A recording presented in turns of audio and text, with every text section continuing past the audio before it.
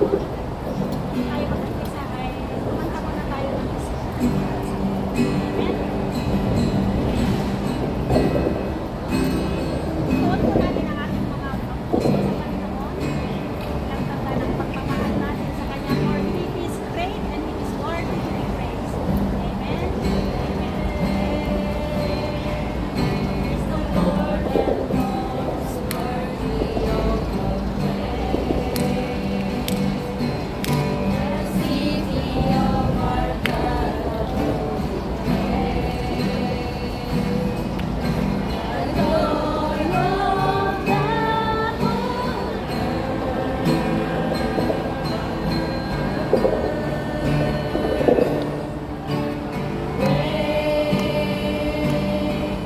Praise the Lord in homes above. He is us against enemy. We bow down on our knees.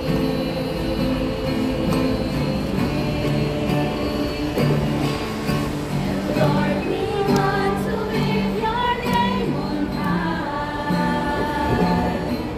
And Lord, we want to thank you for the work you've done in our lives. And Lord, we trust in your unfailing love. For you alone are God eternal, throughout earth and heavens above. Sing from the beginning.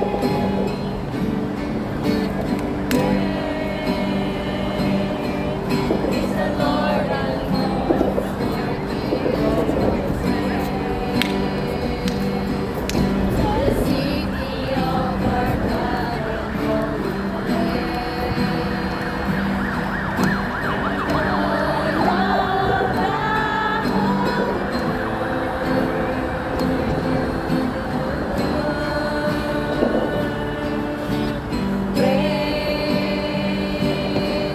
Praise the Lord and home we have the victory. He is us against the enemy. We bow down on our knees.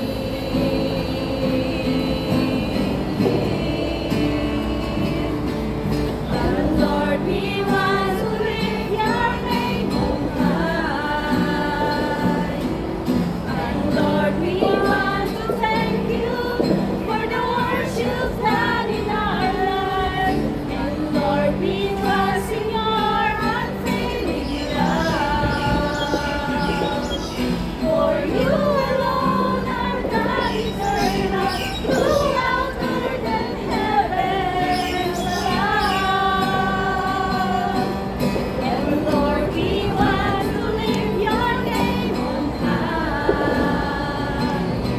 And Lord, we want to thank you for the works you've done in our lives. And Lord, we trust in your unfailing love. For you alone are God eternal, throughout earth and heavens above. You alone are God eternal, throughout earth and heavens above. Hallelujah. We thank you, Father God in heaven, for this wonderful day. Salamat po, Panginoon. You are our God, our King. You are our fortress. You are the Alpha and the Omega, the beginning. At bago ang lahat, Lord God, please forgive us with all our sin and cleanse us all from our unrighteousness. Maraming salamat po, Panginoon, sa magandang panahon na pinagkaloob mo sa bawat isa sa Sunday na ito para papurihan ka, Panginoon. At pasalamatan ka sa kabutihan mo sa aming mga buhay. Truly, God, you are great. You are wonderful. You are marvelous. Pagpalain mo po ang iyong mga anak na inuna ka. At sinabi mo nga po sa iyong salita, seek ye first the kingdom of God and His righteousness, and all these things shall be added unto us. Dalangin po namin, Lord God, na buksan mo ang aming spiritual ears at maging ang aming spiritual eyes para marinig na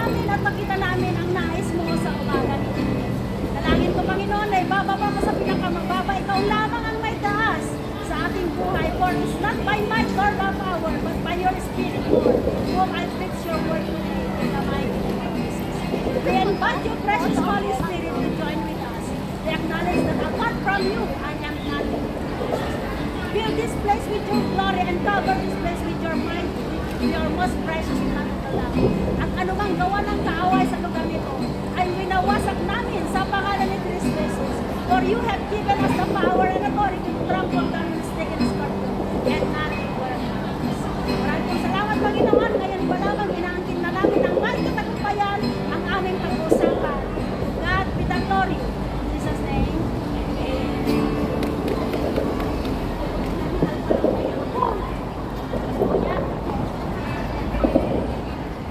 Amen. Amen.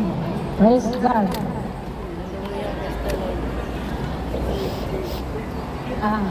Ang ating mangyari po na makipagbukas po tayo sa salita ng Lord sa aklat po ng 1 Corinthians 15:19. Amen. Naisend ko na po sa group natin, no? Hallelujah. Ako na lamang po ang magbasa at sundan niyo po ako sa inyong mga mata. Ang sabi po ng unang Korinto 15:19, kung ang pag-asa natin kay Kristo ay para lamang sa buhay na ito, tayo ang pinakakawawa sa lahat ng tao. Ang Panginoon ang siyang magpala sa pagkabasa ng kanyang buhay at makapangyarihang salita. Amen. Bago tayo magpatuloy sa ating pag-uusapan, ang konteksto po nito ay patungkol po sa Panginoon nung siya ay nagpagaling sa mga pipi, sa mga bulag. Mali, sorry. Ito po ay patungkol po sa buhay natin sa kabilang buhay. Dahil ang buhay natin ngayon ay ang buhay natin ay tayo ay mga panandalian lang ang buhay natin sa daigdig na ito. At isang araw ay babalik natin ang buhay na ito sa Panginoon pagdating ng panahon. Kaya sabi po ni Apostol Pablo, siya po ang sumulat nito, na sabi niya po doon, kung ang pag-asa natin sa Panginoon ay para lamang sa daigdig na ito, tayo po ay pinakakawawa sa lahat ng tao. Hindi lamang natin iasa ang buhay na ito sa daigdig. Meron po tayong talagang inaasahan pagdating ng panahon, tayo po ay pipiling sa langit na bayan, yun ay walang iba kundi ang makasama natin, ang Panginoon. Amen?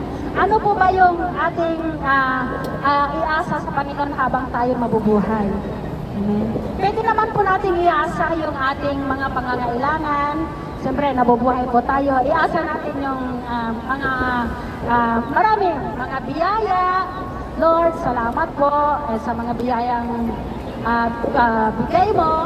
Iasa natin lahat sa Panginoon. Salamat po sa mga pagpapala na bigay mo sa akin. Salamat po sa mga talento. Mga kapatid, kung tayo po ay habang tayo naghihintay, punong-puriin natin ang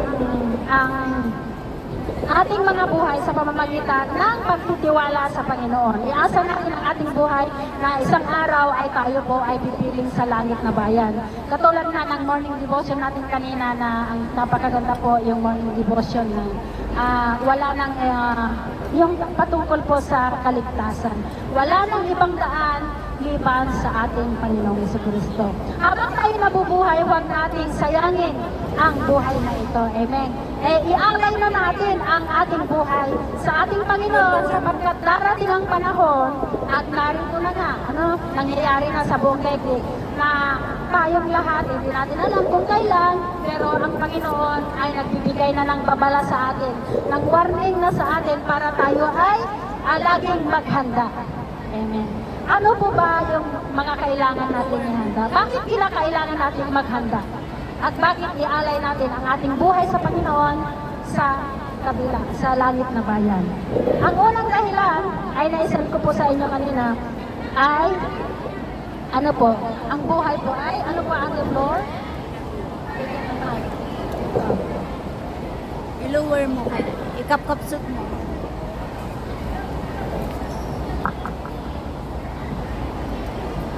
Pakibasa po.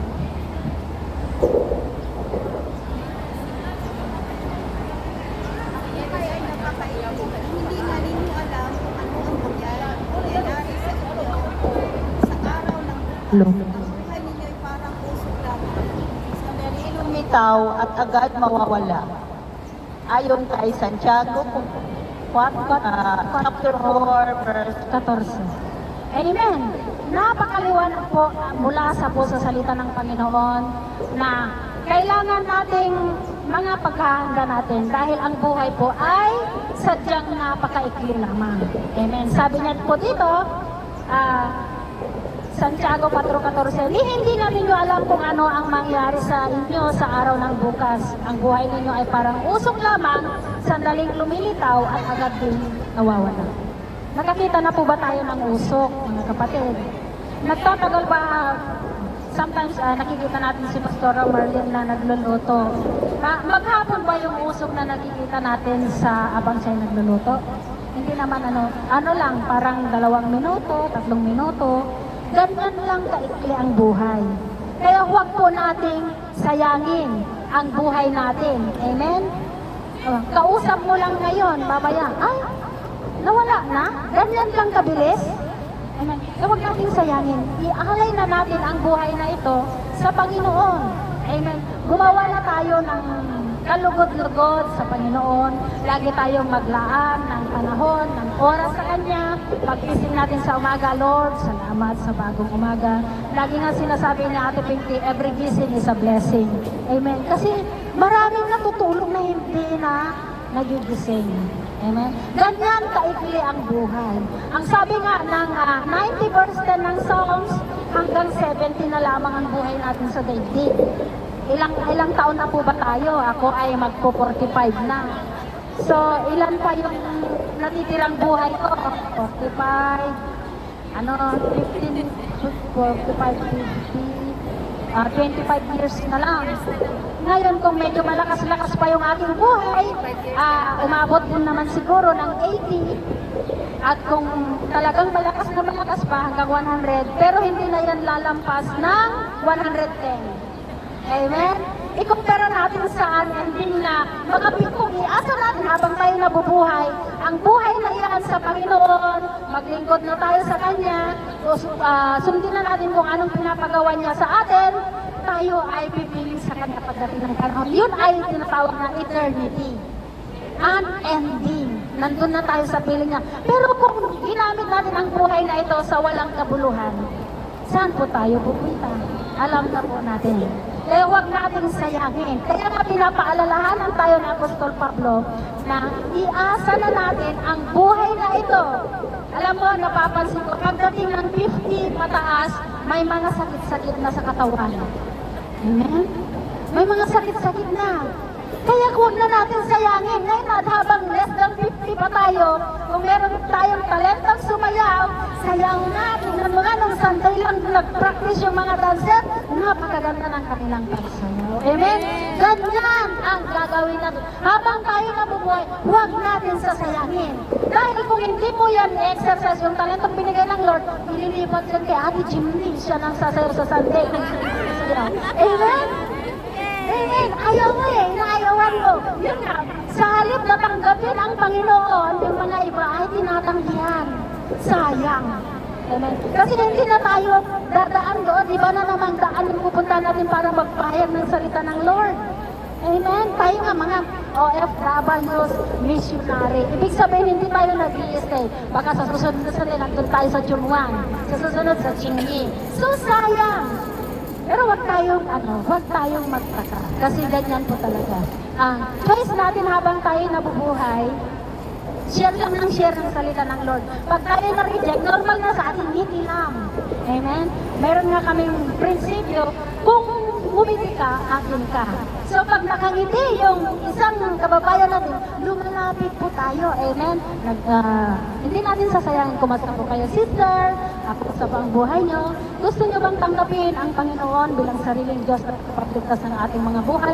Pag sinabi mo, huwag na tayong magpaligoy-ligoy pa. Mangyari, surrender na natin. Ito na yung panahon para tayo'y magkaroon ng kaligtasan. Kasi ang kaligtasan, tayo habang tayo buhay pa. Pagdating ng panahon, tayo'y ibabalik natin ang sarili nating buhay. Kahit tayo na yung pinakamahusay na mananalangin, wala na po yung silbi. Amen. Habang tayo buhay pa, tanggapin na natin ang Panginoon bilang sariling Diyos at nakapagligtas ng ating mga buhay. Huwag na nating sundin ang ating sariling mga desisyon na hindi naman kalugod-lugod sa Panginoon. Ano ang sabi ng 14:12 ng Kawikaan? May daang tila matuwid sa paningin ng isang tao, subalit kamatayan ang dulo nito. Amen? Maalala po natin si Mayaman at si Lazarus. Amen. Noong nandito sa daigdig si Mayaman, di puro magaganda yung kanyang ginagawa, pero wala siyang panahon sa Panginoon. Amen. Si Lazarus naman ay naglingkod siya ng tama, ginamit niya, hindi niya sinayang yung pagkakataon. So, doon pinapakita talaga na ang kamatayan o ang impyerno ay totoo. Amen. Kaya huwag natin sayangin. Huwag nating sayangin. Huwag po tayong sumunod sa ating sariling karunungan kung hindi naman ito kalooban ng Panginoon. Kaya nga, merong Proverbs 3:5 and 6, sabi niya po doon, trust in the Lord with all your heart and lean not into your own understanding. In all your ways, acknowledge Him and He will direct your path. Lagi tayo, Lord, kalooban mo nga ba ito? Amen. Ngayon, kung hindi kalooban ng Lord, huwag mo nang ituloy, kapatid. Amen. Lagi nating pinagkakatiwala. Kaya nga tayo dito nag-aaral, sabi nga ng John 8:32, and you know the truth, and the truth shall set us free. Dito lang natin sa pamamagitan ng ating pagbabasa ng salita ng Panginoon, walang iba kundi ang Biblia, diyan natin matutunan. Kaya nga, sinend ko na sa inyo para pag-aralan din ninyo kung totoo yung sinasabi ko. Amen? Na huwag natin sayangin ang buhay na ito dahil ang buhay ay katulad lamang ng isang uso. Napakaikli ang buhay. Lalo ngayon yung nangyayari sa daigdig. Kabi-kabila na yung mga warning ng Panginoon. Huwag na nating hintayin na darating yung panahon. Lord, darating ka na ba? Hindi pa ako handa. Amen. Kaya ngayon, punuin na natin ang buhay natin habang may pagkakataon pa. Habang nakakabasa pa tayo ng salita ng Lord, lagi tayong nagbabasa, lagi tayong nag-aaral, at sinusunod natin kung ano yung mga salitang pinag-aaralan po natin. Kung mali po yan, mga desisyon na yan, huwag na natin ituloy. Amen. Praise the Lord. Ano po yung pangalawa? Pakibasa mga ate Maricel.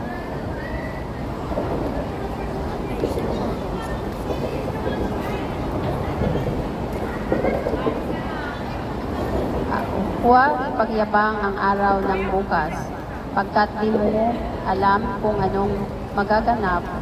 Mga Kawikaan 27 verse 1. Amen. Ang una kanina ay ang buhay ay napakaikli. Tinulat sa isang usok. Ang pangalawa naman ay ang buhay ay walang katiyakan. Amen. Kaya huwag natin ipagyabang ang araw ng bukas sapagkat hindi natin alam kung ano ang magaganap. Huwag natin ipagyabang. Kung pinagkalooban tayo ng Panginoon ng magandang mukha, pasalamat tayo at sa Lord, to God be the glory, yung mukha ito na binigyan mo sa akin. Huwag tayong magsasabi ng, alam mo kasi sa world, akala nila forever na yung kanilang kagandahan. Amen? Tapos, pinagmamayabang ako maganda, kayo po ay pangit. Yung nagmumura po sila yung sa world. Pero tayo kasi mga Kristiyano, pinapasalamat natin kung ano yung meron binibigay po sa atin ng Panginoon. Lalo pag tayo pinagpapala ng Panginoon, tayo po ay pinagpapala ng Panginoon para maging daluyan ng pagpapala sa iba. Amen? Alam niyo, wala pa akong nakitang Kristiyano na naghirap. Lahat po tayo ay mayaman. Bakit yung kanta natin kanina? Ano kanta natin? Mayaman ang tatay ko. Kaya lahat po tayo ay mayaman. Amen. By faith. Bakit? Kasi sabi ng 24 verse 1, the earth is the Lord and the fullness thereof. So lahat ng nakikita natin ay pag-aari lahat yan ng Panginoon. Kaya dahil sabi ng John 1:12, ang sino mang tumanggap at nanalig ay binigyan ng kapangyarihang maging anak ng Diyos. So ikaw, ako, tayong lahat ay mga anak ng Panginoon. So kung ang Panginoon napakayaman, mayaman din po tayo. Kaya gamitin natin yung kayamanan na yan para sa glory ng Panginoon. Amen. Alam niyo po, yung mga pinagpapala talaga ng Panginoon, mas lalo pang pinagyayaman yan. Amen. Mapagbigay yan. Kahit hindi mo sabihin, nagbibigay talaga yan. Bakit? Kasi daluyan ng pagpapala. Pero yung mga mararamot, maliban sa maramot na sila, meron silang prinsipyo ang iyo ay akin at ang akin ay akin pa rin. Ayaw nilang bawasan yung nasa kanila. Dahil sa sobrang higpit ng hawak nila sa mga kayamanang bigay ng Panginoon sa kanila, namatay ang kanilang mga kuko. Kasi hindi dumami yung kuko, ayaw nilang bawasan yung hawak nila. Kasi ito, akin ito Tapos yung iyo, akin pa rin. Kukunin ko pa rin. Ganyan yung mga prinsipyo ng taong wala at hindi nakakakilala sa Panginoon. Pero ang mga Kristiyanong tulad mo at tulad ko, mapagbigay yan. Pinayayaman tayo ng Panginoon para maging daluyan ng pagpapala. Para tayong mga balon ng pagpapala. Hawang nire-release natin yung pagpapalang hinahawa. Meron sa atin, ang Panginoon naman ang siyang nagpupuno. Nakakita na ba tayo ng balon? Ang balon ay sa mga probinsya, baka sa mga syudad po kayo, hindi nyo pa nakita yung balon, no? Habang sinasalok mo yung tubig sa balon, pinupuno naman yan ng tubig din. Amen. Ganyan po ang Kristiyanong tulad mo. Yung kayamanan meron tayo, huwag natin pagyabang yan.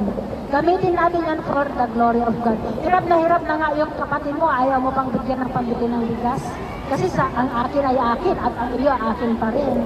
Ayaw kong bawasan yung kayamanang hawak-hawak ko kasi pati binigay mo kulang na ito. Hindi po ganyan yung mga Kristiyanong tulad mo. Hindi natin pwedeng angkinin yung mga pagpapalang binigay ng Panginoon kasi ito ay mga stewardship lang tayo tagahawak lang, hindi natin pag-aari. Kaya nga sinabi doon na ari-arian meron kang malawak na lupain, hindi mo naman yan sinabing pag-aari, ari-arian, yan ay tawag ari-arian. Pinahiram lang sa atin ng Diyos yan. Kaya gamitin natin yung mga pagpapala na yan para sa pagpapala sa iba. Kaya nga huwag natin ipagyabang kung anong meron tayo. Yung kayamanan natin, iiwanan natin dito sa daigdig yan. Yung kagandahan natin, paglampas natin ng 60, hindi na yan ganyan kaganda. Kaya huwag natin ipagyabang yung kagandahan na yan. Yung katanyagan natin, tayo ay presidente. Masyado tayo hindi na tayo pwedeng malapitan. Amen? Huwag natin ipagyabang. Kung nasa mataas man tayong posisyon, kaya nga minsan yung mga leader doon nasisira yung mga leader kasi pagka sila umangat na, nakakalimutan na nila kung saan sila nagmula. Amen? Yun po ang nakakahiya. Ang mga leader dapat ay lagi nasa baba. Amen? Parang yung nakakita na po ba tayo ng isang palay? Yung palay, habang lumalaki yung palay, di ba nakaganon siya? Tapos pagka hitik na yung bunga, ano ang ginagawa ng palay? Ang palay ay unti-unti siyang yumuyuko habang marami siyang bunga. Ganyan dapat po tayo. Huwag natin ipaglabang kung anong katanyagan meron tayo. Matuto tayong tumanaw kung saan tayo nagmula, kung saan tayo nag-umpisa. Ganyan dapat ang Kristiyanong tulad mo at tulad ko. Bakit? Kasi sabi nga dito sa ating pinag-aaralan, huwag natin ipagyabang ang araw ng bukas pagkat hindi natin alam kung ano ang magaganap. Kaya gamitin natin ang buhay na ito para sa luwalhatian ng ating Panginoon. Amen? Gamitin natin ang panahon. Nakaka-bless na every Sunday, we expect something good going to happen. Amen? Tayong lahat sama-sama para magpasalamat sa Panginoon sa kanyang kabutihan sa bawat isa sa atin. Amen? Ano po yung pangatlo? Kaya sabi nga po dito, James 4:10, humble, always humble. Humble yourself before the Lord and He will lift you up. Habang tayo ay nagpapakababa, ang Panginoon ang siyang nagtataas sa atin. Bakit ang dami-dami niyang alam? Kasi nandun eh, yung humbleness. Kasi yung mga meron tayo, mga talentong meron tayo, yan ay mga regalo at mga bonus natin sa Panginoon dahil nakita ng Lord yung ating puso, yung humbleness natin. Amen? Hindi naman tayo dati mahusay mag-gitara eh. Hindi naman tayo dati mahusay tumugtog, mahusay sumayaw. Pero dahil nakita ng Lord yung humbleness natin, yung submissive heart natin, doon pinupuno ng Panginoon. Nililift up tayo. Hindi naman tayo marunong magbasa ng Biblia eh. Pero dati, ganun ako, hindi ako marunong magbasa, pautal-utal ako, hanggang sa that time na patuloy yung tinutulungan ko yung sarili ko, hanggang sa ang Lord na yung nagpupuno ng pagkukulang ko. Amen? Ganyan po dapat tayo. Huwag natin sayangin. Dahil ang buhay natin ay napakaikli.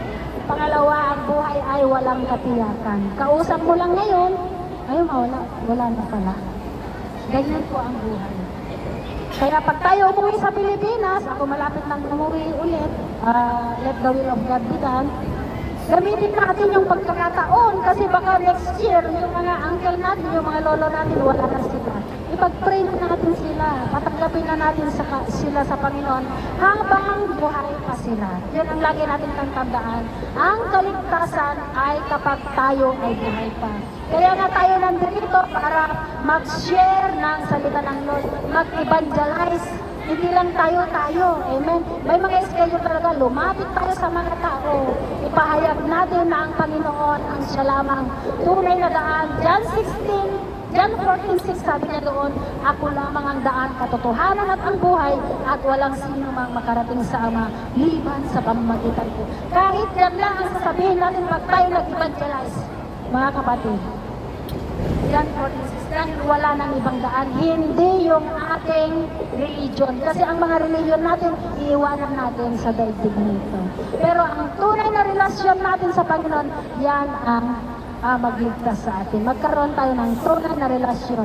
Sabi nga doon sa paborito ni Pastor Marlene na John 3:16, for God so loved the world that He gave His only begotten Son, that he whoever believes in Him should not perish but have everlasting life. He whoever there, ikaw at ako na naniniwala at nananampalataya sa Panginoon, ano yung ating tatanggapin? Yung promise niya.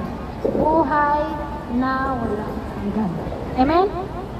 Ang pangatlo, ano po yung pangatlo? Si Russell. Diyos ang nagtakda ng kamatayan. Itinakda sa mga tao na sila'y minsang mamamatay at pagkatapos ay ang paghuhukom. Hebreo 9:27.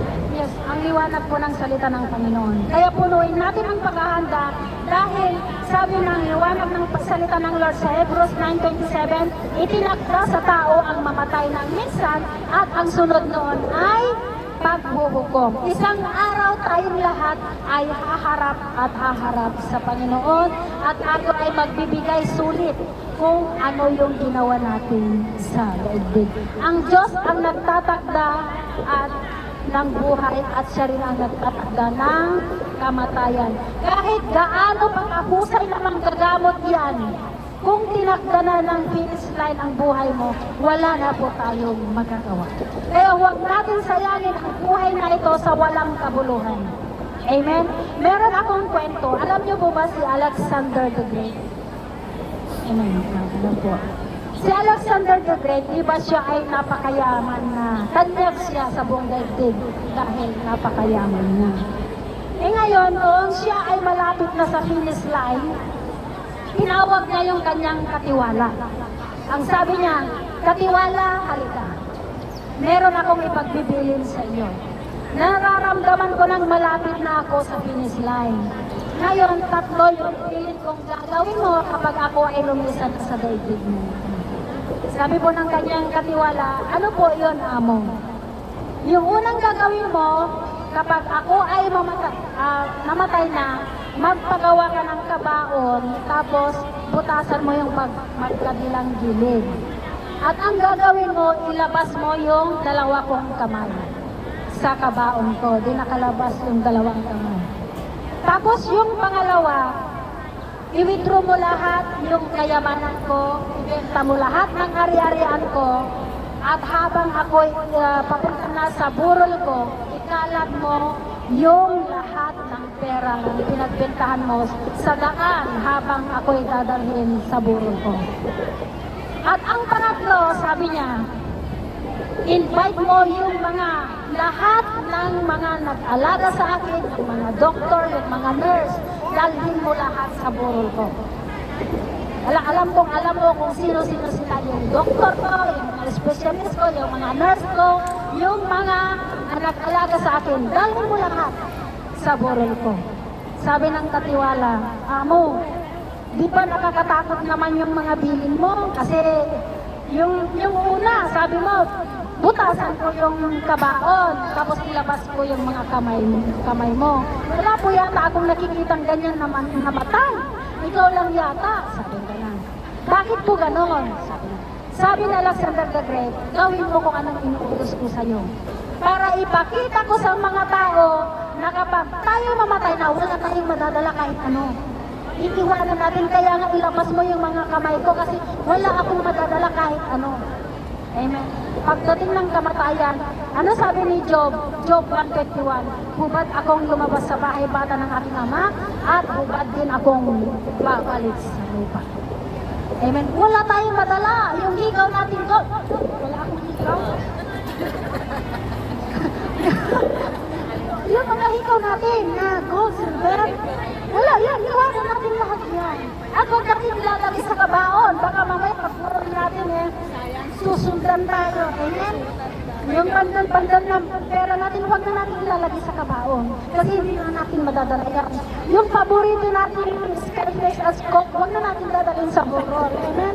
Yung mga iba pa, dala-dala tayong backpack ni tatang, ano pa, yung kalugong ni tatang, ilagay na, lahat ng gamit niya ilagay doon. E paano kung worth yan?